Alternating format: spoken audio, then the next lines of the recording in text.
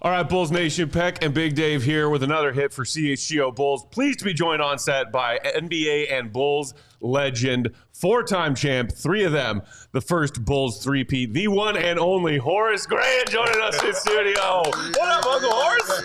Pleased to see you again, man. Thanks for having me, guys. Thanks for being here, man. You got one of those for me, those watches right there? Yeah, I'll get one of them. You want one of these? Yeah, just one. I thought you were about to point down to a championship ring. You're like, yeah, bust it out. Bust it out. I might cry. He do that one. I might cry. So, welcome back to Chicago. You were talking just now that like you're not loving the temperatures and the amount of snow on the ground.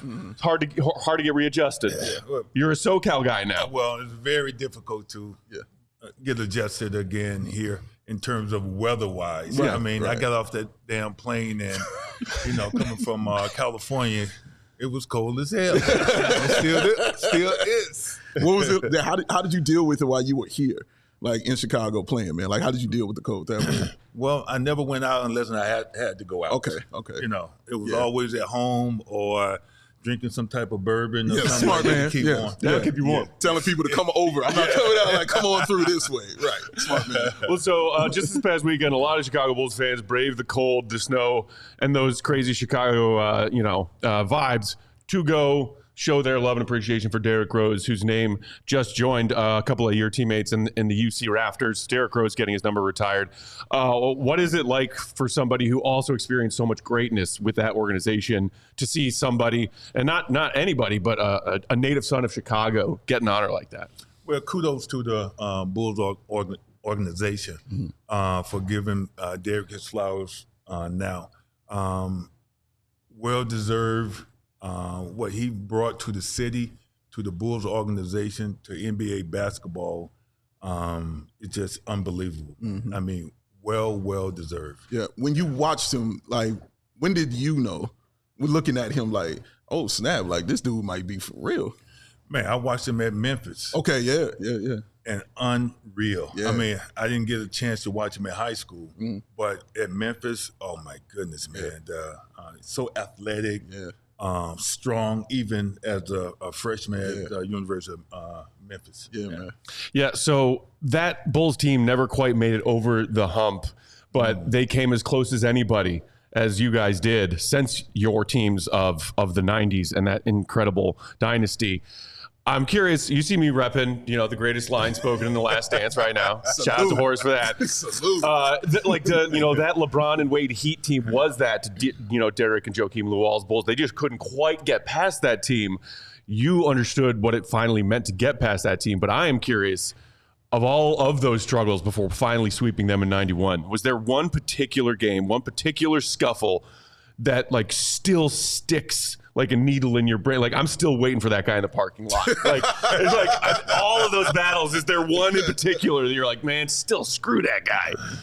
Well, he's a good friend of mine now. Okay. Rick Mahorn. Oh, okay. Yeah. Man. When he took MJ down, and I felt so bad for our coach then, Doug Collins, because Doug Collins got tossed like a dog. He did. Yeah, but Doug Collins stood up for that team. So I would say my friend Rick. Okay, but it's nice that you're on good terms now after the fact. That's true.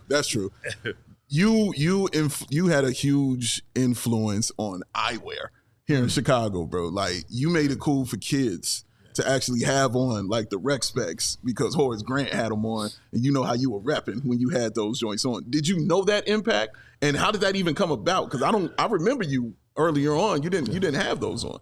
No, I mean, when I found out that I was legally blind, I don't see how in the hell I passed a physical my rookie year with the Bulls. Yeah. But I had to see, of course, out there on the court, and can't wear glasses out there. So Sure.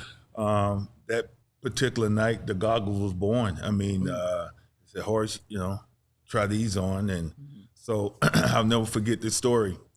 I put the goggles on, prescription goggles, of course. And Scotty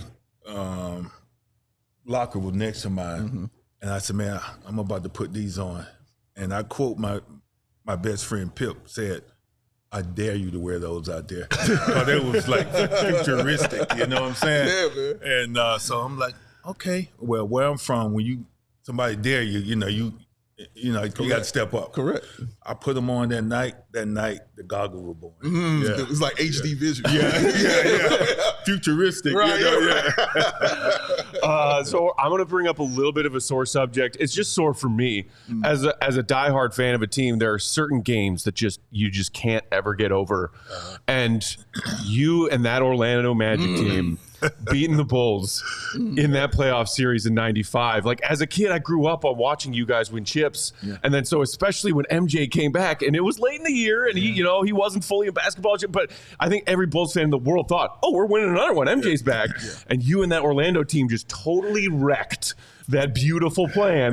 We still love you, Horace. We still love you. We still love you. You did all of your winning in the old Chicago Stadium, and like that was the first year of the United Center. But even still, seeing you being hoisted up by your Magic teammates, like it still pains me. What was it like from your perspective to do that to your old team?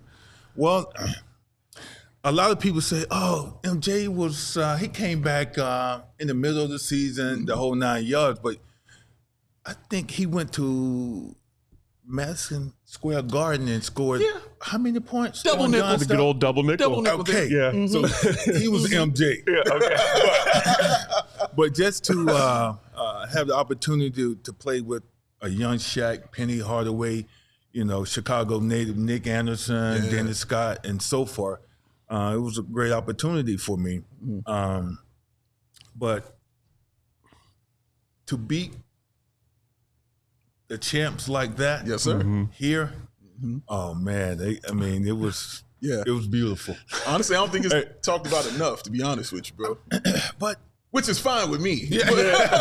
But go ahead. But it's like dethroning the king. So yeah, that's what I mean. Yeah. You have MJ, you have Pip, and so forth on that team, and I can't tell you what Scott and I talked about after that game, but he wasn't too fond of Shaq putting me on his shoulders either.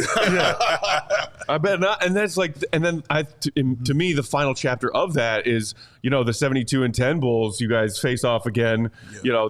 That playoff, but like that Orlando team was not itself. Like the Bulls swept the Magic in '96 on their way to another championship. But, as a Bulls fan, I'm glad that they handled business, but it was almost felt like anticlimactic to not get like Rocky III. Like, we needed that final like true battle of those two teams at their best going head to head. Yeah, I mean, if I recall being on that Magic team then, had some injuries and things of that nature, not taking anything away from Chicago Bulls, of course, because, that particular year they were the better team, throughout the season. Yeah. Not for me, Horace. I felt great watching that tweet. It's everything I wanted and needed, sir. I enjoyed it all. Watching today's NBA, because again, when you were playing, you weren't normal. You were ahead of your time out there. I remember the game where you had 20 rebounds and 30 points against the Lakers. It's burned in my brain. But who do you look at today and you say that kind of reminds me of me a little bit, just watching their game and how they play, either on the offensive or defensive side? That's such a good question. If I had to choose one person, I would go with the young man out of Denver, Aaron Gordon. Okay. I love that. His guy. Yeah. I would say because, any given night, he can get you 30. Yeah. He can get you a whole bunch of rebounds, and he plays offense and defense. Yeah, he does. So I would say kudos to Aaron Gordon. Do you wish you had worked on your three? I was about to say, if the three ball were as big in your era, that I've thought about that myself. Aaron Gordon is Horace with a three. Yeah. Oh man, a guy can only dream, man.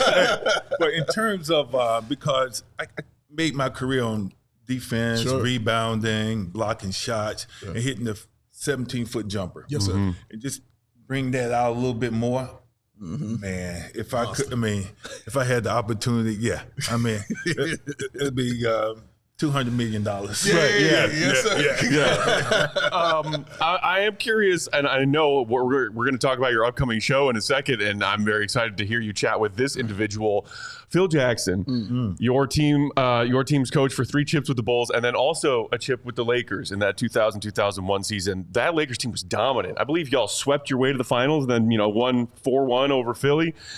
I'm curious, other than just being older and maybe crankier, what was the biggest difference between Bulls Phil and Lakers Phil? Because there were a lot of similarities with those teams. Obviously, a dominant scorer, MJ, Kobe, handling a lot of egos, a lot of personalities. Were there any differences that you noticed with how Phil handled business in Chicago versus LA? It was no different because you still had the same makeup in LA as he had in Chicago with MJ and Pip, Shaq and Kobe. With me being the X factor, so to speak. He just the same philosophy, the same triangle. As you stated, maybe he was a little older and crankier. So Horace, one of the people who works here with us is our guy Will Purdue. He does this show with us, and we love Will. I would be remiss, sir, if I didn't ask you if you could give us just one Will Purdue story, something that stands out in your mind about the Vanderbilt legend. Oh, man. Well, other than MJ punching him. Don't do it like that. And Will know I love Will. Will know I love him, but but he just irritated MJ that one time, and MJ said, "Will, stop setting illegal picks." It was practice. Okay. If you know Phil was like, "Run it again." Another legal pick. Run it again. MJ said, "Will, if you do it again, I got something for you." Run it again. Will set the pick, illegal, and next thing you know, MJ just hold off. Gave him a righty. And the crazy thing, the next day we had to travel someplace, and Will got on the bus looking like, if you watch the Little Rascals, the dog Petey with a black eye. Yeah, he had a shiner. Yeah. But Will was a tough dude too. Yeah, man. Will was listen, man. Very tough. Very tough guy, man. Tough. Like every time, my memories of him is him scrapping with those Detroit guys and Bill Laimbeer and stuff like that. Like, was he always just ready to go, like when he was in the game? Oh, absolutely. Because it comes from practice and the confidence that we had in each other. Will had those size 22s, man. Oh yeah, man. Yeah, he had them 22s, and Will worked so extremely hard in the weight room to build the weight and the muscles. Big Will. Big Will, yeah. Big Will. So, Horace, we also wanted to ask you, you've got a very cool-sounding project coming up, a new show that's going to be released later this year, Legends in Session with Horace Grant. You as a host, talking to and interviewing a lot of friends, former teammates, former adversaries, coaches. Tell us a little bit about what Bulls and NBA fans can expect with the show. Well, it's going to be a great show. I've already had a few guys on. Charles Oakley, my brother Harvey, twin brother Harvey. Some stories, man, growing up. And Mad Max. I had Vernon Maxwell on. Man. I got a few other guys coming on, Phil Jackson, Jose Rios, Stacey King, Bill Cartwright, Robert Horry. He got those 7 chips. So he does. The show is more about, life stories, how the people was brought up, their NBA, NFL, MLB careers, and what they're doing now. Yeah. So, What was it that attracted you to this, to say, oh man, I want to be involved in something like this right here? Just stories to tell. You see a lot of casters, beefing and things of that. Yes. This is more of giving guys their flowers. Talking, basketball, talking life. Right. I like that. Yeah. If you had a dream guest that you would want to have talking hoops with, Like, who is that? Outside Who of is that us. person? Well, Outside you guys. Outside Outside you guys. Yeah, of course. Man, so somebody who maybe just doesn't do a lot of interviews in the NBA universe, something like that. I got two guys. Okay. For two guys. I played with one in Orlando and the Lakers. Okay, And yeah. and that's Shaq. That busy individual. Man, he's all over the place. I mean, every time you look up, he's doing something with a commercial, you know, or giving back to the youth. Yeah. And the second one will have to be my guy, Scottie Pippen. Yeah. He don't do many, but I've been begging and begging. So hopefully he'll come to terms. Well, speaking of Pippen, I wanted to show you this. I'm going to give it to Steven later. But this was one of Matt and I's proudest moments. Oh, yes. To the ping pong tournament. The ping pong tournament. And I remember when we got there, I saw Horace Grant, and you know me, man. I just went through the rope. Right, no, there was a red velvet rope. There was a rope. Guarding Horace and Scott. I see Horace. I didn't even see Scott. I just saw Horace. And I see Horace, and Horace couldn't have been more. He saw me. He was like, yo, what up, man? Yo. And then he said, hey, this is my man Good News right here. Yeah. I was like, I got a nickname? He told me to. And then I saw who he was talking to, and I turned around, it's Scottie Pippen. Yeah. And I'm like, oh. He's like, yeah, that's my man Scottie. And then when we took this picture, Horace is talking crazy too. He's like, oh no, me and Matt, we're gonna run through y'all. And Scottie was like, we're gonna beat y'all ass. That was after a couple of bourbons. You did. You know what I'm saying? Oh yeah. Was it Scotty's bourbon? Have you tried? He's got his own bourbon. Yeah, he has his own bourbon. You know, my best friend. Yeah. I asked him, like, man, send me a case of that bourbon. He's like, all right, put the check in the mail. Right, That's my best friend.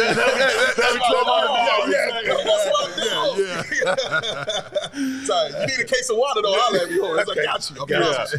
I mean, but it is a testament. Like that night, I remember Dave and I texting back and forth. Like, did that just happen? Dude. Because you guys, those teams, the players who made what that team what it was, like, means so much to the fan base. All these years later, and Dave and I talk all the time. A lot of our audience are a younger generation who don't even remember those days or were around for those days. So on behalf of Bulls fans everywhere, and for the two of us, like, thank you so much, man. Like, you brought so much joy to our childhood. Like, it's incredible. And now we're just stuck in the present being like, can the Bulls win more than, can they have an above 500 season? Can we get to that step? It's just not, it's not fair to compare because it was greatness. And now we're just like, we're mid. Well, I tell people all the time, I'm not just saying this. The city embraced us, the fans embraced us as Bulls players back in the day of MJ Pip and Bill Cartwright, John Paxson, embraced us. If we didn't get embraced like that, I mean, I don't think we'll have been that successful. Yeah. Even with the talent we had. Yeah. We had to have support. So I thank all the fans out there. So before we let you go, can you just tell Bulls fans where they can find your new show coming up? Like, on what platforms? Where can they watch it? When will it be available? Every platform, but you go to legendsinsession.com. There you go. You all the information. Legendsinsession.com, the one and only 3-time Bulls champ, Horace Grant. Horace, always a pleasure, man. Thanks for the time. Thank you guys for having me. My man.